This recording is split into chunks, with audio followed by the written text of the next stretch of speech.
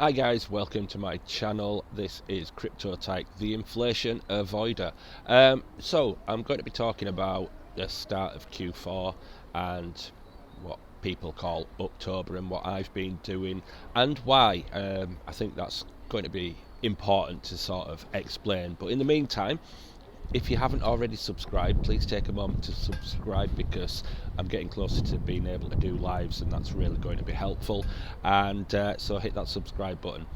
Anyway, at the moment what I've been doing with the new liquidity that came in yesterday was start topping up firstly high cap coins, altcoins, and a bit of Bitcoin, which is obviously included with that because they are obviously going to go first when the market starts moving up, and that's where you'll see the price action.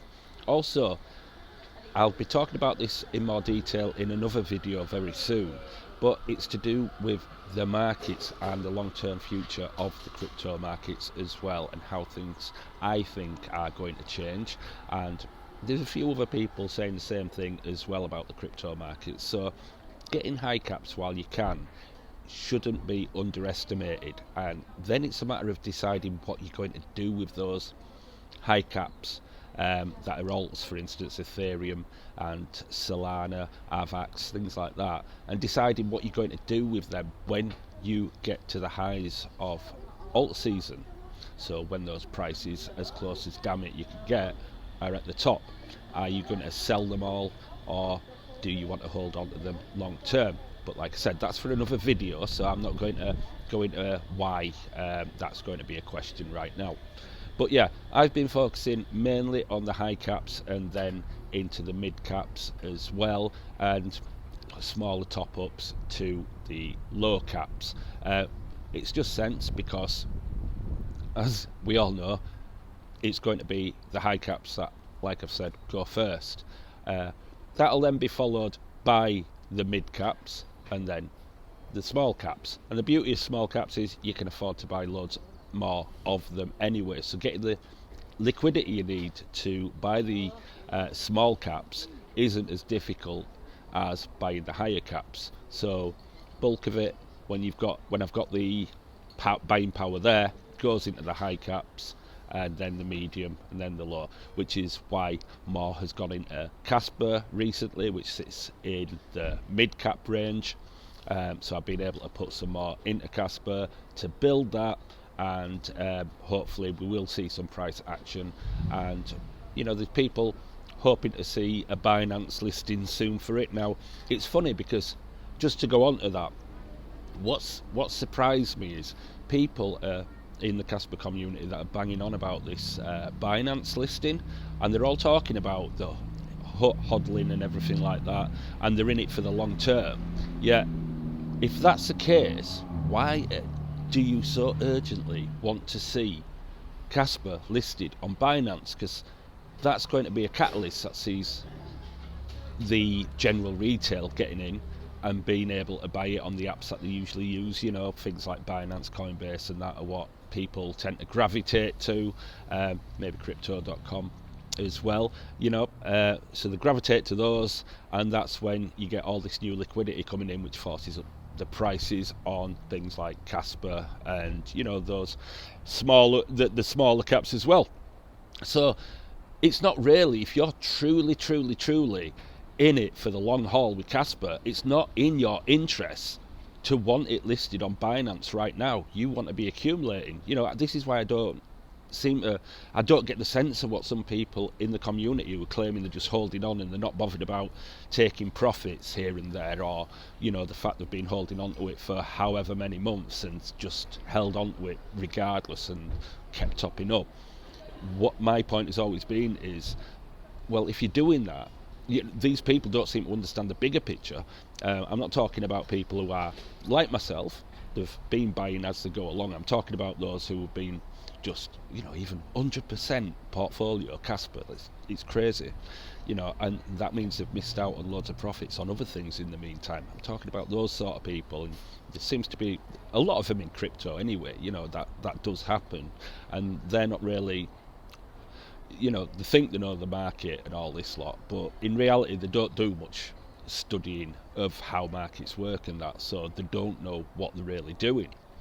And that is why they're going on about Binance, and you have to question whether they're as long term as you actually think they are, or they think they are, should I say, not you think they are, that they think they are. It's like, if you're desperate and you keep banging on about a Binance listing and maybe keep replying to comments in Binance little posts and stuff like that saying, list Casper, you've got to ask yourself, well, I thought you wanted time to accumulate so you could have life-changing returns, and if Binance list the earlier Binance list, the less time you've got for being able to do that. So are you really in it long term? You've got to question those people who say that. So I'm happy for that Binance listing to take its time, maybe even better for me.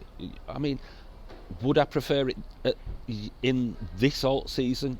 Possibly, because I want to take some profits. But at the same time, I'm not going to lose any sleep if it doesn't.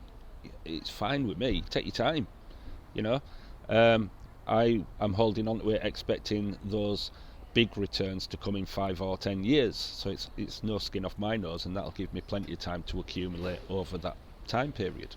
But back to the point about what my strategy is for the start of Q4.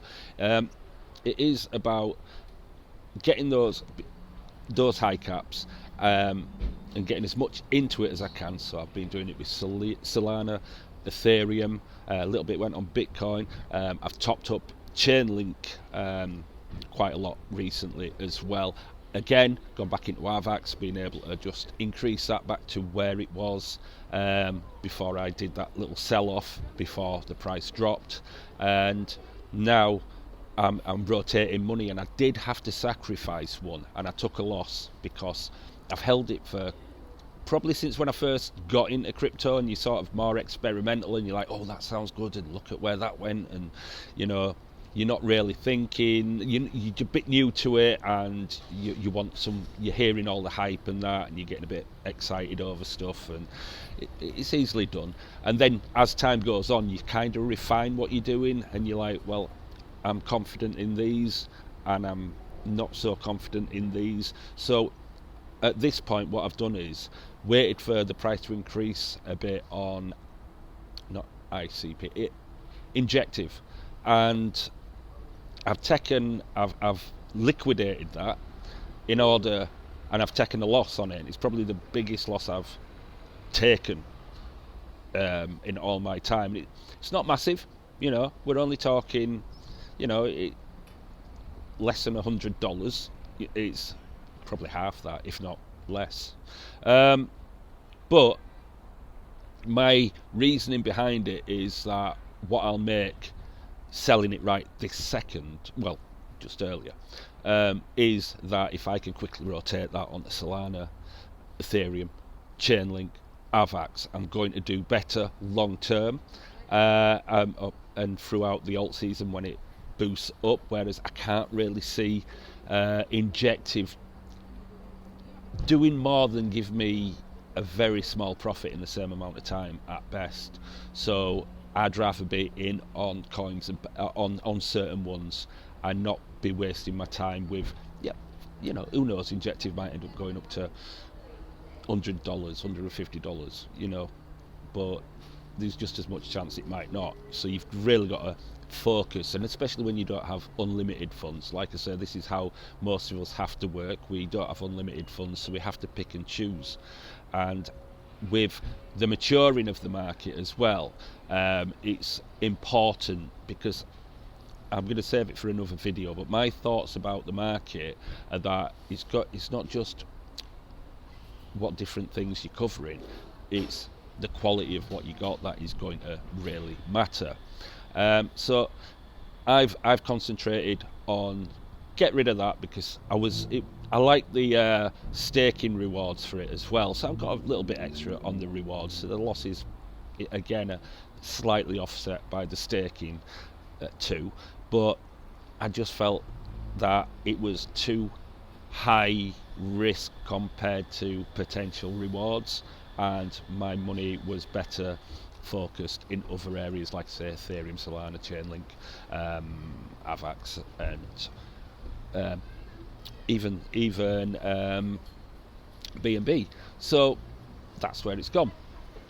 And it's also a little bit of that, picked up a bit of extra Casper, so I'm positioned before any potential next breakouts, rather than waiting for profits and then finding that, well, everything else has gone up as well, possibly by more. So those, any gains that I've made on Injective would have been swallowed up anyway, because I haven't, there were better choices out there, so it were better just to take the loss. Besides, it's better for taxman and all that lot, take some losses, and that's just a strategy. Overall portfolio up. I have got realised profits in there as well, so it's up on realised profits, up on the unrealised profits. So I could afford to just say, look at my portfolio overall and say, right, we'll take a hit on that because it's just sitting there doing fuck all. I did the same, remember, with Casper when I sold 40% of it. That paid dividends by rotating that money into AVAX like I did. So it's essentially the same trick again, just looking at another one that I've looked at for so long and gone, I just don't trust it enough to be able to do anything. Now, long term, I might regret that. It's a lottery. It's a lottery. If that does go stupidly high, right, it's could happen with anything I take money off of, or anything, so I wouldn't lose sleep on it. It's just one of them things that happen, and you can't be controlled by that, because if you're worried about that, you're never going to sell anything that's not really going to hit potential, and you're going to miss out on secure profits anyway. So anyway, that's my thoughts for now, and let me know in the comments what you've been doing, if you've been getting in on some higher caps at this moment in time before it should push on to the next level. Leave a comment, let me know, and do hit the like button, because obviously being a small channel, it helps with the algorithm, and I need every bit of help I can get. And like I say, I want to go live, so if anybody who hasn't already subscribed, please hit the subscribe button. It's really appreciated, and I'm really pleased with how things are going at the moment with those people who have subscribed to this channel so far. Big thanks to you guys. Anyway, I shall catch you later. Bye bye.